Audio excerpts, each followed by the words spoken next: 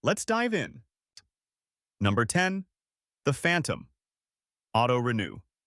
Sunday night laptop glow, you're clicking. Start free trial. There's a tiny line under the button. Renews at the end of trial. Translation: you just set a money trap with a countdown. Trials lean on two forces: low friction to start and high friction to quit. The cancel link is buried, the reminder email arrives at midnight, and your brain politely files it under tomorrow. Now multiply it. Music app, workout app, note-taking app, cloud storage, a random productivity suite you used once. Each one is only 5 to 15 bucks, but subscriptions don't ask permission every month. They just siphon. The psychology is the default effect. If doing nothing costs money, most people do nothing. Companies also stagger billing dates so you never feel the full punch at once. It's not one big leak, it's 10 quiet drips. Quick detour free trials with limited time countdowns. That fake urgency is a little scarcity timer. We'll meet its nastier cousin at number 6. Your move once a month, open your bank app and sort by recurring.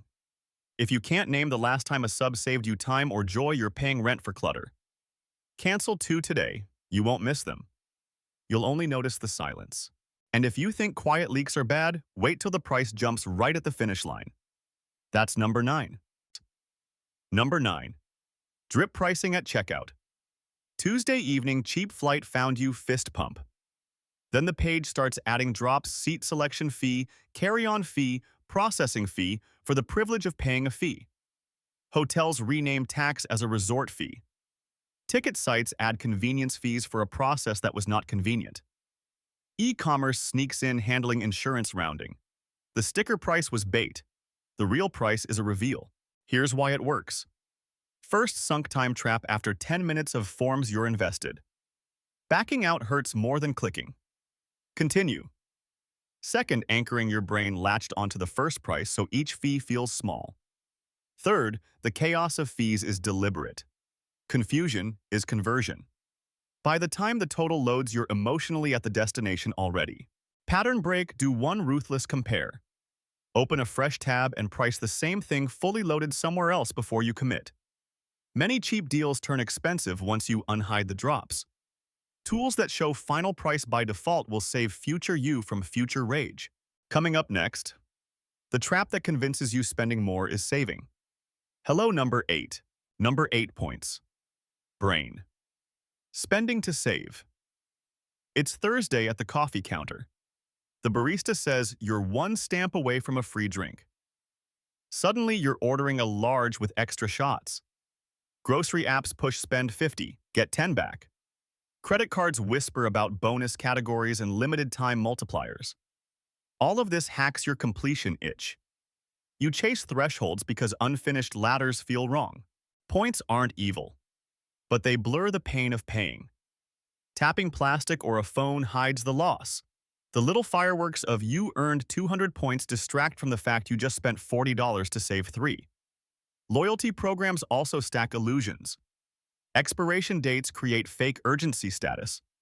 Tiers create status pressure, and exclusive offers make you feel like not spending is missing out. Tiny experiment: open your card app and sort last month by category. Did the bonus categories quietly become your biggest spend? If rewards are steering the cart, you're not driving. The program is. The fix is boring and brutal. Set a monthly cap by category before the month starts and treat points as a rebate, not a goal. Cash in, don't chase. And if you thought points bend your brain, wait till a smiling button promises 4 easy payments with 0 pain.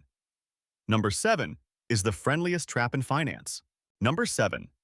The friendliest debt. Buy now, pay later. Saturday night cart opens, sneakers glowing.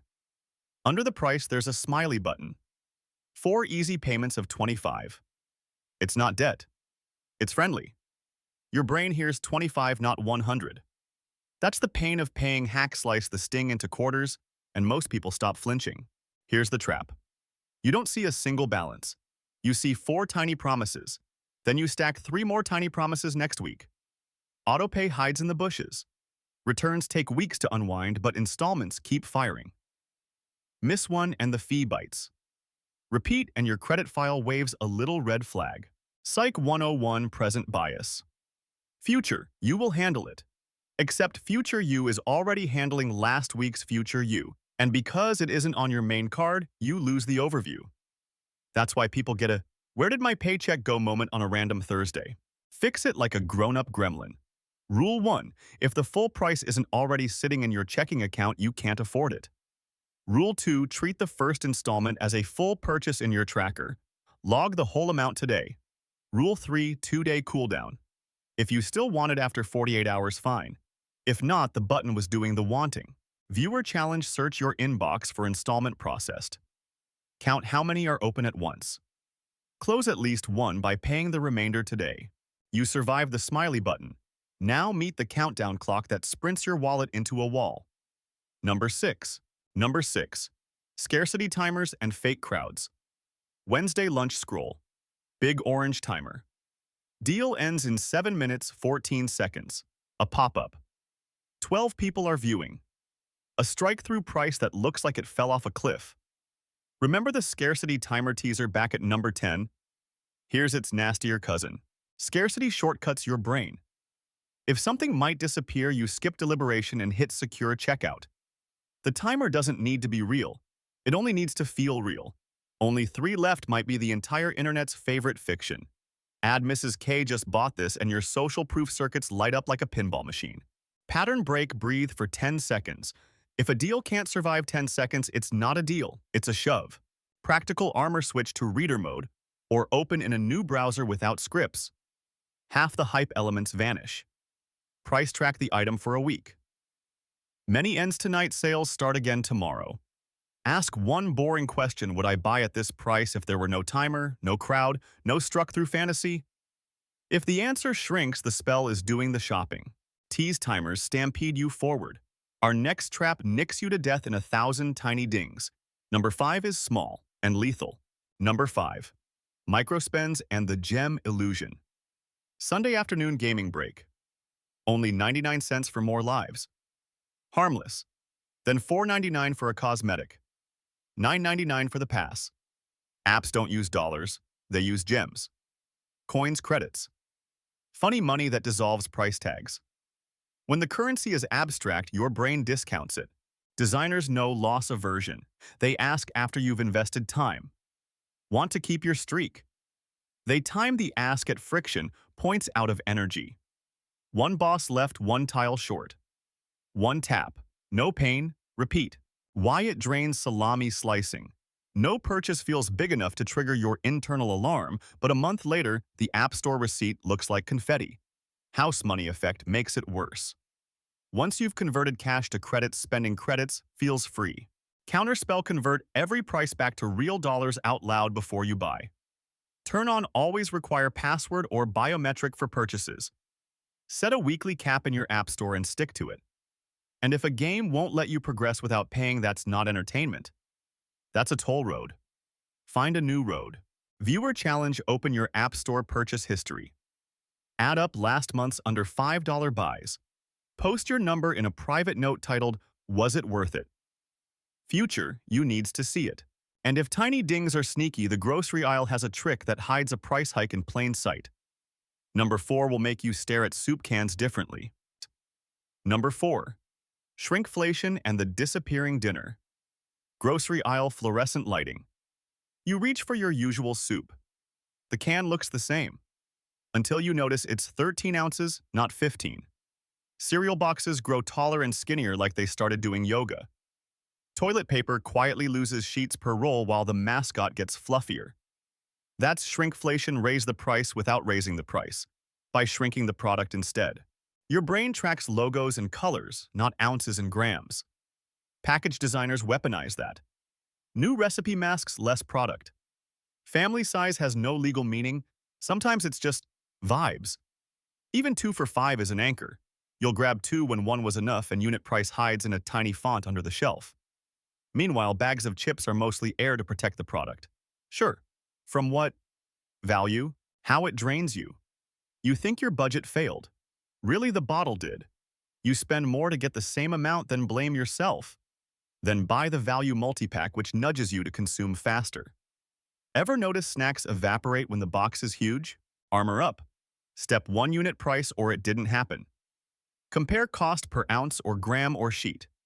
Step 2, keep a quick photo note of staples with their best unit price so you can sanity check sales. Step 3, decoy dodge. When a brand sits between a tiny and an XL, the middle looks fair. Still check the unit math. Store brands often win by a mile. Mini experiment, pick 3 staples this week and buy only the best unit price version. Screenshot your receipt. You'll feel like you found a cheat code, because you did. If packages can fool your eyes, carts can fool your math. Next up, the free shipping that isn't. Number 3. Number 3, free shipping thresholds and cart padding. Midnight cart at $32. A banner winks. Spend $35 for free shipping. Shipping is $5. Your brain goes, so I'll add a $14 candle to save $5. That's not saving. That's $9 more spent to feel like a winner. Why it works? Thresholds game, your loss aversion. Paying for shipping feels like getting nothing, so you'd rather buy something you didn't want. Anchoring strikes again, free is a magic word, so you chase it. Add-on suggestions are engineered to sit just above the gap, and the timer from number 6 is often lurking. Fix the math with one boring rule: if shipping is less than 15% of the cart, pay it. Do not pad. If shipping is greater than 15%, either remove something, wait and batch with a future need. Keep a hold list in your notes. Move tempting extras there instead of into the cart. Half of them won't matter in 48 hours. Viewer challenge, take your last 3 online orders.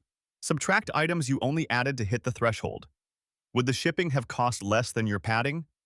If yes, that's your tax for chasing free. Rename it so it stings: I paid $9 to avoid paying $5. If thresholds can nudge a cart, raises can nudge your entire life. Number 2 is the trap that eats promotions for breakfast. Number 2. Lifestyle creep. The raise that vanishes. Friday. Good news email. You got a raise. By Sunday, life upgrades itself. Coffee goes from medium to treat yourself large. Rideshare flips to comfort. Gym upgrades to plus. Phone plan quietly expands for peace of mind. Nothing crazy, just nicer, smoother now. That's lifestyle creep, a series of small, I deserve it clicks that silently absorb every extra dollar. Psychology in the wild. Hedonic adaptation. New comforts feel amazing for a week, then become the floor. Social gravity pulls too. Friends level up your feed flexes and your baseline shifts. Subscriptions from number 10 love this moment. Pro tiers arrive right when your willpower is soft. Soon your budget feels tight again. On a higher income. The antidote is pre-commitment. Before the raise hits, write a raise rule: 70% of any raise autopilots to goals. Debt kill emergency fund investments. 30% can play. Set it up in payroll if you can. Money you never see is money you never leak. Add a 30-day hold on any new recurring expense. If it still matters in a month, okay. If not, it was a mood, not a need. Pattern break. Define your floor products. The coffee you actually enjoy, the ride you actually need, the plan that actually covers you. Keep them as defaults. Upgrades must be temporary and deliberate, not sticky. Tease if lifestyle creep is the quiet tide. Number 1 is the riptide. The trap that turns just this once into a monthly drain with a contract. Number 1, the contract trap. Teaser rates. Free upgrades. Sticky terms. Monday evening phone store glow. 0 down free upgrade streaming on us. Nice. Until the fine print reveals it's 24 months of bill credits that vanish if you leave early. And you owe the balance. Internet promos play the same game: 12 months intro rate, month 13 goes feral. Gyms do it too low: sign up annual commitment cancellation window. That's 14 days in February behind a fax machine from 1998. Why it works: commitment escalation. You tell yourself it's just this once, but the contract turns once into always. Loss aversion locks you in. You don't want to lose the credits, the status, the on us bundle. Your counterplay: ask one question every time. What is the out-the-door total over the full term, including taxes, fees, and insurance? If they dodge, that's your answer. Prefer month to month. If you finance only at true 0% with no required add-ons, and set a calendar reminder for the day the promo ends. 2 weeks early. Consider buying devices outright, refurb or last year models slash the total by a lot. And pairing with a simpler plan. For gyms and subscriptions, demand the cancellation policy in writing before you sign and put a kill switch reminder 90 days in. Bonus Armor, use a card that lets you lock subscriptions individually. If a vendor makes canceling hard, you make charging hard. Viewer Challenge, pull your last phone or internet bill. Circle every credit or promo. Now calculate the month 13 price and the fee to leave early. If the math makes you wince, schedule a switch or negotiate call this week. Future you just found money. If your brain made it this far without rage quitting, you're a legend. Hit like, sub, and drop the sneakiest money trap you've caught in the comments. Bonus points if you beat number 10's Phantom Auto Renew. Said.